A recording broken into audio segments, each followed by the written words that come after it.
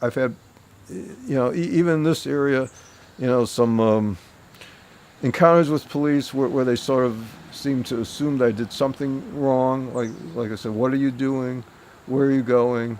Do you have a job? What's your social security number?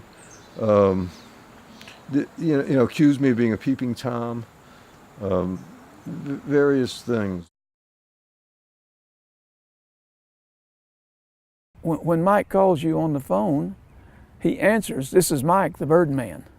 Linda gets a kick out of him. Linda likes him very much. She bakes brownies for him, which he likes.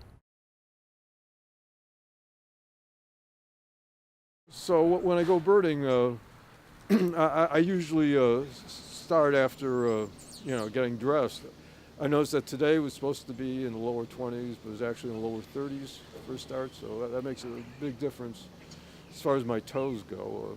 Okay, so after I get everything together, I go out. I usually take the orange bus, and I take that to the red bus, and I take the red bus to the mall,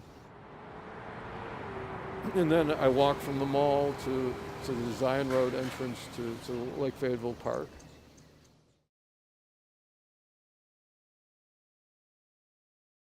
But I want to tell you a little secret about Mike Mlodinoff that you probably won't hear from Mike or anybody else. But I'm going to tell you right now. Mike Mlodinoff is mainly a math guy. And a lot of people don't know that about Mike.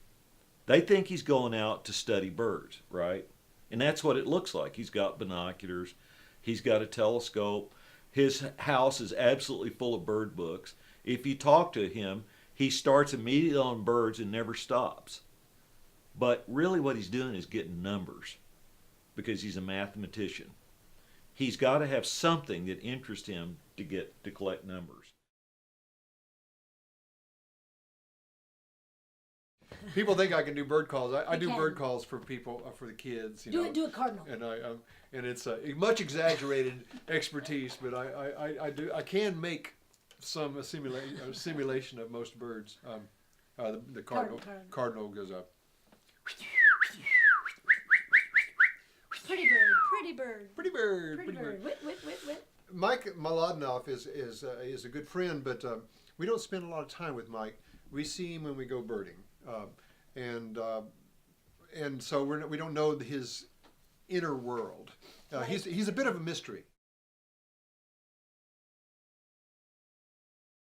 Well, I know a lot of my passion for birding comes from the fact that, from a scientific viewpoint, birds can be observed. Like you can look at the birds that are in my yard right now. They're downy woodpeckers that are courting on that tree right there. And house finches are singing right here. There's a male house finch singing. And there are just lots of birds. And you can study birds and you can learn a lot about, because birds react directly to the natural environment. And so when you study birds, you can find out things about what's happening in the natural environment. Joe and I were talking about this, and he said, "Well, let's just run the idea past Mike and see if he has any ideas of where we could look for a spotted towhee." And we walked up to Mike and asked him about this spotted towhee, and most birders in Arkansas would be maybe not quite jumping up and down for a spotted towhee, but pretty close to jumping up and down at seeing a spotted towhee. But when we asked Mike where he recommended going to look for one, just as casual as anything, he said, "Oh, well, I just saw one back there."